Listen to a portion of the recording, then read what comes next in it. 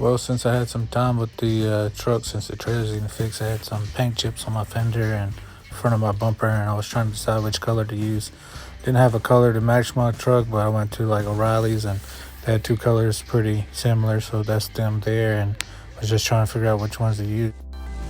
Right here, I sprayed it when I was at the parts store. I got this color right here, BTY 1619 magnetic gray metallic. It's a Toyota color, but got a spot there, spot here, and I'll try to go ahead and test this up too.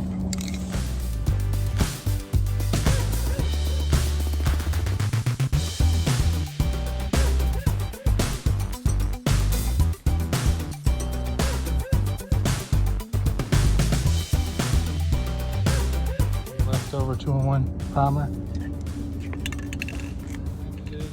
Primered it a couple times, but it's starting to drizzle a little bit, so I'm gonna have to just let it dry and finish it when it stops raining, I guess. I'm going to my neighbor's house to spread some more dirt and to spread some topsoil on top of the dirt. It's supposed to be getting delivered today, but I don't know, it's already starting to drizzle, so I don't know if it's gonna start raining then. Probably won't be able to do it today. So you can see, got a little bit drops on the truck already. But I finished with the primer. Need to sand and fill it in a little bit more. Probably should have put a little spot of Bondo on the big part and puttied it in. If it ends up peeling again, then I'll redo it with the Bondo. Well, I'm just doing it in the parking lot of my house. Whenever I get it done, then I'm gonna wash the truck. It's pretty dirty. I was talking to the camera, trying to give it a chance to dry and then spray some paint on it here and there and let it dry a couple of times. So I was trying to race against the rain. Really already started dropping drops of rain here and there, so I knew it was getting ready to pour down rain. I chose to do this on the wrong day.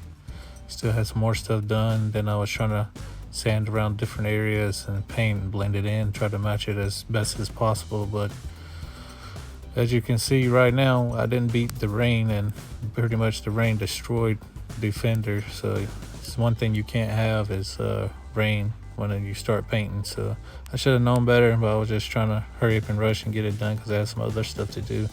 But I ended up fixing it the next day. So I just wanted to put this part in here instead of cutting it out to show you what it looked like. Let's try this again.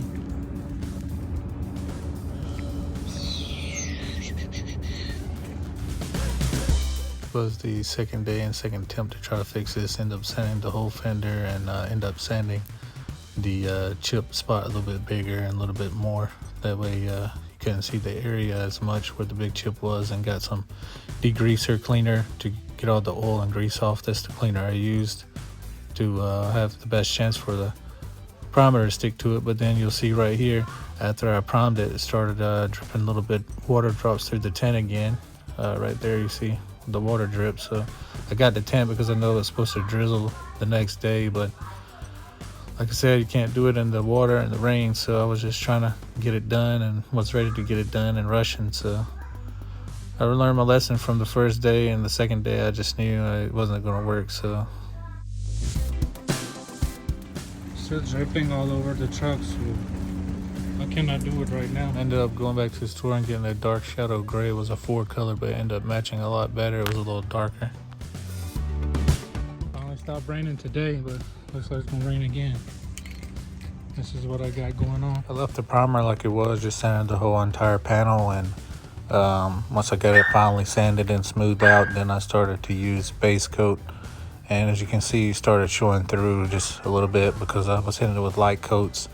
But I just needed to put a little bit more right there as I was showing, and end up keep painting the whole entire panel because I wanted to make sure it had good coverage. So end up using about 2 to 3 cans and maybe making about 3-4 coats total.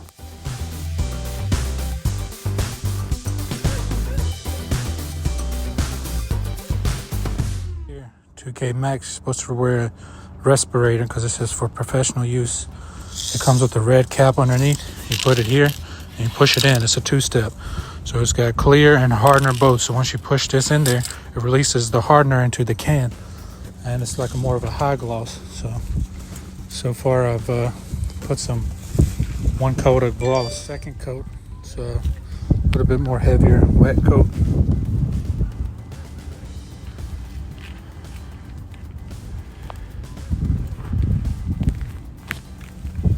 Went ahead and sprayed a little clear on this side that I was working on too, because it's a different clear I'm using.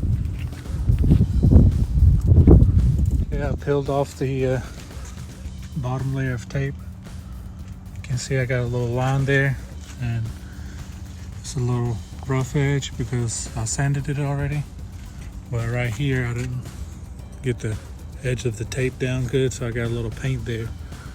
So I'm gonna try to blend that into the little corner, but I have to wipe just the top of it off a little bit with a little degreaser, but not to mess up the clear. So let's see how it goes, and then I'll shoot clear over there. But yeah, looking good finally. Yeah, just did my final coat, about 4 coats of clear.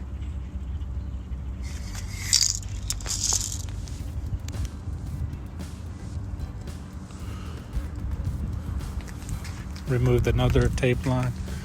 What you see here, it's got 2 little lines there, but I'm gonna sand it and blend it together. I have to sand this corner and sand this tape line. You see, looks pretty good. I mean, got the tape off, and don't want to take the tin off in case it rains, but this is original color, and this is the color I used. So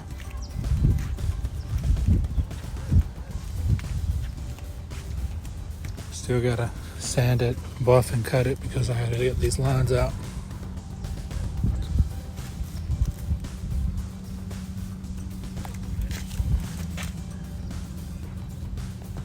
And then this piece I painted, this piece I didn't, so it's pretty close.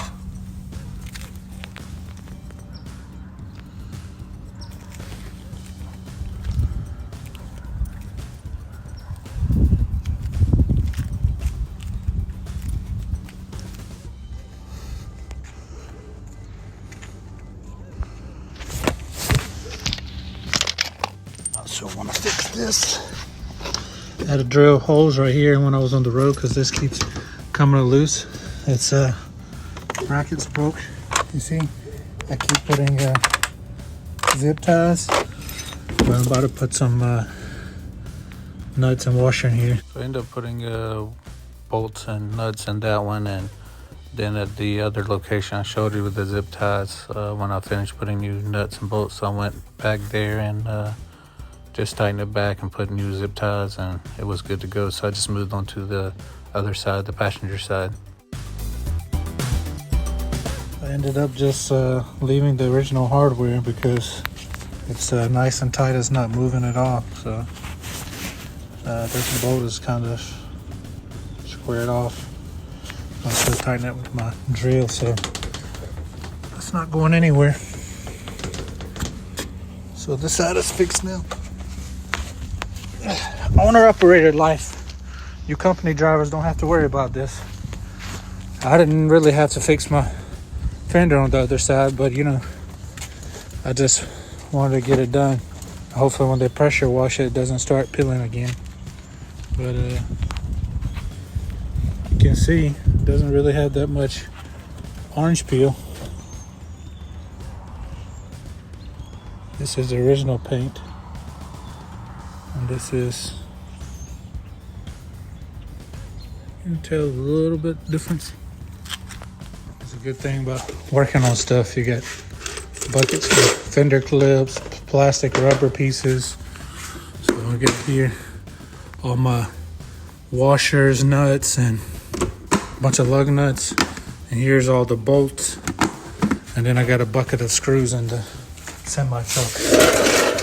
So it's good to have extra extra parts. You never know what you might need. I got some dish soap and water, and put it on there with the sponge, the smooth part, not the rough part. I gotta wash it off before I put it back in there. And then I'm going on that line and sanding it with 2000 grit. So let's see how it looks so far. Sanded it, got some scratches on there and everything. So now I got this scratch and blemish remover using my drill. So this is before, this is after.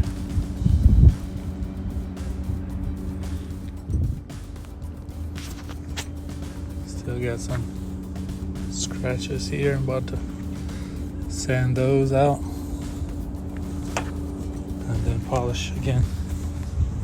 Working on the car too, and just changed the wiring harness. Fan all messed up, and a couple wires. I gotta fix a couple wires here, and then I gotta hook up all these wires.